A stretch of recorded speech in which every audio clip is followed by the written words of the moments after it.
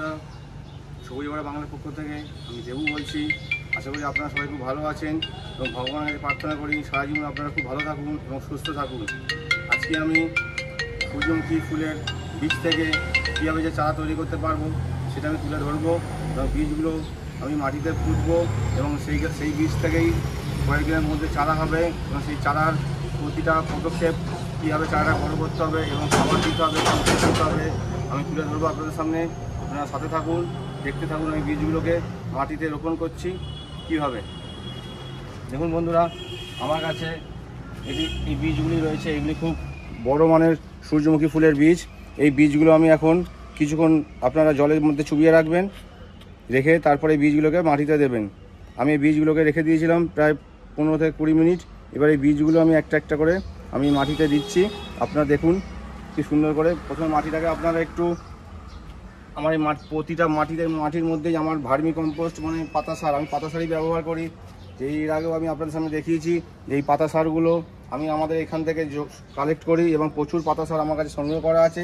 এই পাতা সার আমি প্রায় মাসখানেক ধরে মাটির সঙ্গে মিলিয়ে আমি 2-3 বার মাটিগুলোকে আমি পুরো কুপিয়ে মাটিগুলো দেখুন পুরো ঝুরঝুরে মাটি। বন্ধুরা আপনারা লক্ষ্য করতে পারবেন, দেখুন মাটিগুলো সব ঝুরঝুরে মাটি, দেখুন কত সুন্দর সফট মাটি, যার ফলে এই বীজগুলো যে আমি দেবো বীজগুলো খুব সুন্দর অঙ্কুরোদ্গম হতে সাহায্য করবে, যার ফলে আমার মাটি খুবই সুন্দর। দেখুন সব মাটি শুধু পাতা সার আর এই মাটি রয়েছে, এর মধ্যে আর কিচ্ছু নেই। প্রতিটা মাটি দেখুন, সব জায়গার মাটি কত ঝুরঝুরে দেখুন বন্ধুরা। দেখুন মাটিতে একটুখানি আছে, যেহেতু আমার এখানে বড় বড় গাছ রয়েছে, সেই গাছেরই শেকড় রয়েছে, তাই এবার মাটিগুলোকে আমি খুব সুন্দর করে 3 থেকে 4 বার বা 5 বার অবধি আমি মাটি সব কুপিয়েছি এবং মাটিগুলো যাতে খুব সুন্দর সফট হয়, যার ফলে এই বীজগুলোকে আমি এর মধ্যে পুঁতে আমি এর থেকে চারা তৈরি করতে পারবো। তার জন্য আমি মাটিগুলোকে খুব যত্ন সহকারে বানিয়েছি। এবারে এই বীজগুলো আমি একটা একটা করে মাটিতে দেবো, যে তার থেকে কী হবে সেই বীজগুলো থেকে অঙ্কুরোদ্গম হবে, সেইগুলো আমি তুলে ধরবো পরবর্তী স্টেপে। এখন আমি বীজগুলো কীভাবে বসাবো সেগুলো আমি তুলে ধরছি, আপনারা দেখতে থাকুন বন্ধুরা।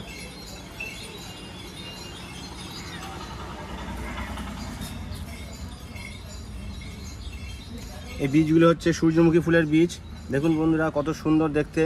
এই বীজগুলো বড় বড় সূর্যমুখী যেগুলো হয়, সেই সূর্যমুখী সিঙ্গেল ফুল হয়, সেই সিঙ্গেল ফুলের বীজ এইগুলো।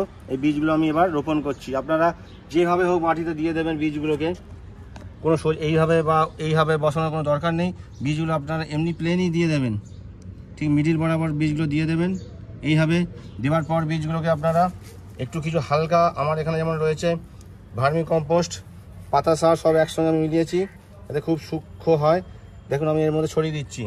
আপনারা এইভাবে ছড়িয়ে দেবেন যাতে বীজগুলো অঙ্কুরোদ্গম হতে খুব সাহায্য করবে। এইভাবে দিয়ে দেবেন আপনারা। আমি দিয়ে দিলাম, আপনারা এইভাবে দেবেন। দেখুন পরপর আমি এই বীজগুলো দিয়ে যাচ্ছি। এখানে আমি এক স্টেপ এই লং স্টেটাতে আমি 10খানা গাছ দেবো, 1 হাত অন্তর। তাই আমি একটা একটা করে বীজ দেখাচ্ছি আপনাদের সামনে, আপনারা দেখতে থাকুন। দেখুন এই একটা বীজ আমি দিয়ে দিলাম, দিয়ে এবার একেও আমি এরকম অল্প ভার্মি কম্পোস্ট বা কিছু আমি দিয়ে দিচ্ছি। বেশি মাটি ফাটি চাপা দেবেন না, তাহলে হয়তো মাটির ভারে বৃষ্টি, যেহেতু এখন বৃষ্টির সিজন, তাহলে হয়তো বীজটা ঠেলে উঠতে পারবে না। তাই আপনারা মাটি দেবেন না, শুধু হালকা পাতা সার বা ভার্মি যা থাকবে অল্প পরিমাণ আপনারা ছিটিয়ে দেবেন। দিয়ে দিলাম, আরেকটি দিচ্ছি, 3 নম্বর বীজটাও আমি দিয়ে দিলাম। যেভাবে খুশি আপনারা দিয়ে দেবেন, মাটিতে গিতে দেবেন না, তাহলে গিতে দিলে কী হবে, কোন দিকটা নিচের দিকে থাকবে কোনটা উপরের দিকে থাকবে আপনারা বুঝতে পারবেন না। তাই আপনারা শুধু ফেলেই দেবেন, বীজটাকে এর মধ্যে শুধু শুয়ে দেবেন, দিয়ে এরকম হালকা কিছু ভার্মি বা পাতা সার দিয়ে দেবেন, দিলে তাহলে খুব সুন্দর অঙ্কুরোদ্গম হতে সাহায্য করবে। 3টে দিয়ে দিলাম, 4 নম্বর আমি দিয়ে দিচ্ছি, 4 নম্বরটাও দিয়ে দিলাম।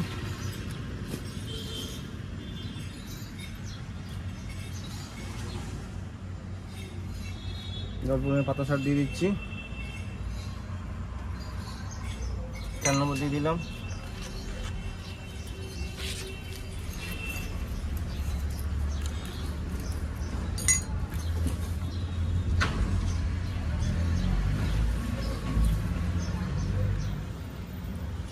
আরেকটি বীজ দিয়ে দিচ্ছি। একটা পিস দিয়ে দিলাম।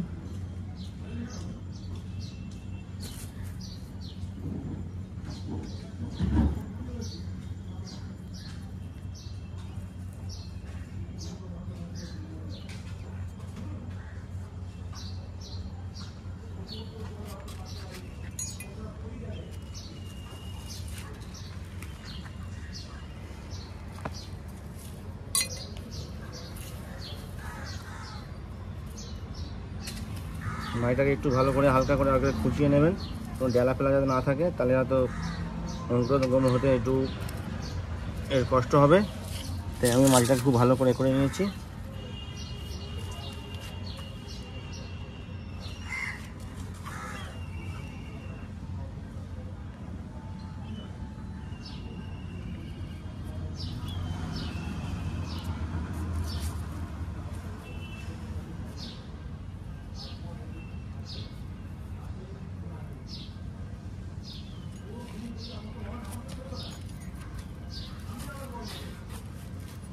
এখানে একটা দেবো লাস্ট এদিকটা, ওদিকে একটা দেবো, তাহলেই হয়ে যাবে।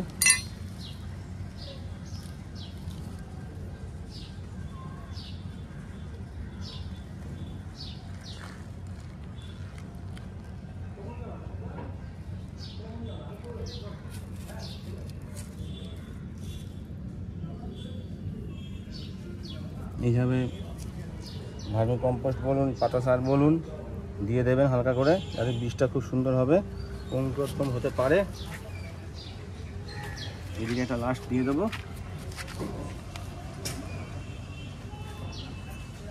দেখুন মাটি, দেখুন আমার সব কত সুন্দর মাটি।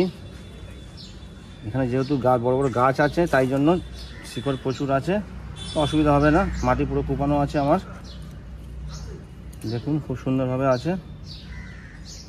এই দেখুন আমি দিয়ে দিচ্ছি বীজটাকে, দেখুন এই যে বীজটা দিয়ে দিলাম,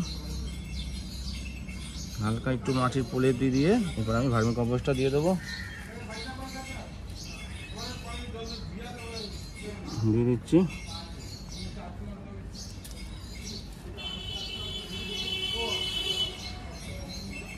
দিয়ে দিলাম পরপর করে। পুরো রোটাতে আমি দেখো সূর্যমুখী গাছ অনেকবার করেছি, খুব সুন্দর ফুল হয়েছে। সেই ফুলের আমি ফেসবুকে ছেড়েছিলাম, তাকে আমার সবাই খুব পছন্দ করেছিল এবং খুব সাপোর্ট করেছিল। তাই আবার সেই এবছরে আমি সূর্যমুখী ফুল গাছ বসাচ্ছি। আপনার সামনে পুরো পরপর স্টেপ তুলে ধরবো। দেখুন আপনারা বন্ধুরা, এইভাবে আমি ভিডিও সব দাদা আমার এই পদক্ষেপগুলো লাইক করে দেবেন এবং চ্যানেলটাকে সাবস্ক্রাইব করে দিয়ে নোটিফিকেশান অন করে রাখবেন, যাতে সর্বপ্রথম ভিডিও ছাড়লে আপনাদের কাছে যায়, এটাই আশা রাখবো। এবার দেখতে থাকুন আমি এইগুলোর ভেতরে এবার হালকা হালকা জল দিয়ে আমি এটাকে কীভাবে প্রস্তুত করব, আপনার সাথে থাকুন। দেখুন আমি একটা স্প্রেয়ার দিয়ে আস্তে আস্তে করে আমি জল এইগুলোর মধ্যে দিয়ে দেবো। বেশি ডিপ করে দেবেন না, হালকা ঝাঁঝির মতো করে দেবেন, যাতে এটা একটু ভিজে যায়। দেখুন আমি স্প্রেয়ার দিয়ে জল দিয়ে দিচ্ছি।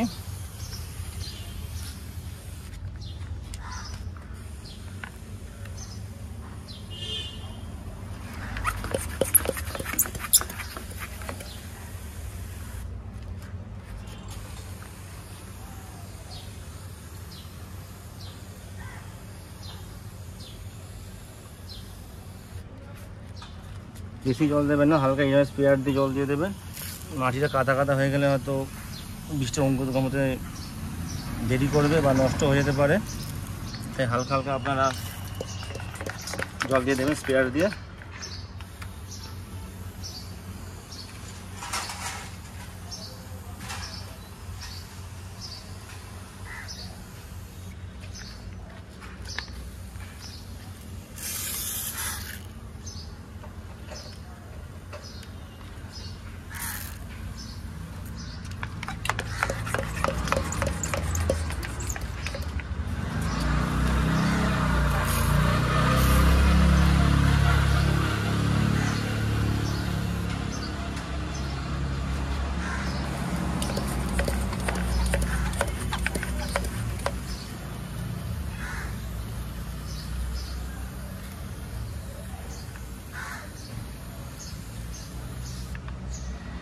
দেখুন বন্ধুরা, যত আমরা বীজ বসিয়েছিলাম আমি জলও দিয়ে দিলাম।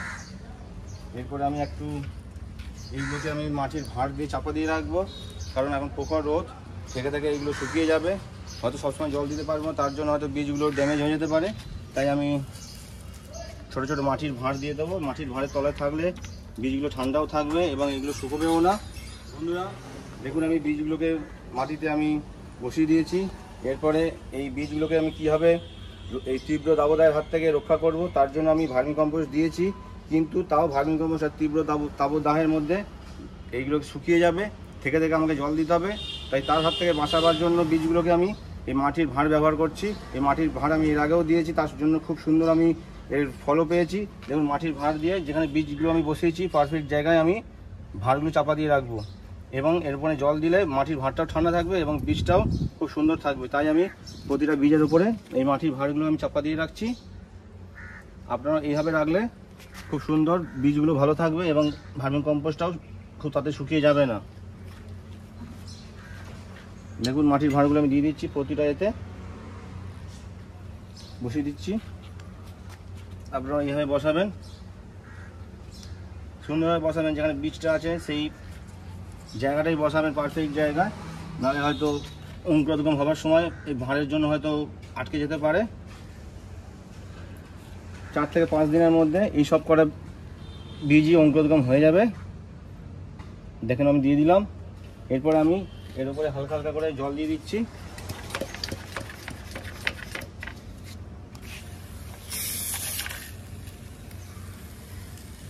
ভাঁড়টাও ভিজে গেল।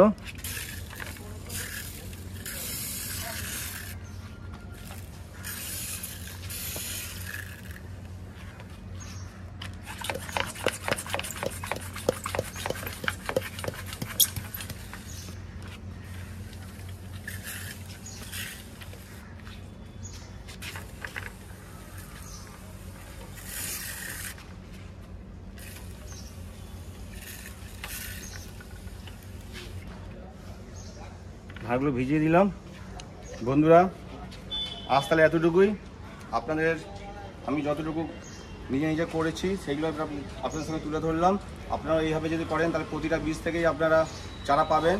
আমি যতগুলো বীজ বসাবো ততগুলোই আমি 99% আর 100%ই আমি বীজগুলো থেকে চারা পাবো, আমি এটা আশা রাখছি। আপনারা যদি এইভাবে করেন তাতে আপনারা সম্পূর্ণভাবে প্রতিটা বীজ থেকেই চারা সংগ্রহ করতে পারবেন, এটা আমি আশা রাখছি। আজকে এতটুকুই। আমার ভিডিওটা যদি ভালো লাগে আমাকে একটু আশীর্বাদ করবেন, আমার পাশে থাকবেন। ভগবানের প্রার্থনা করি আপনারা সুস্থ থাকুন।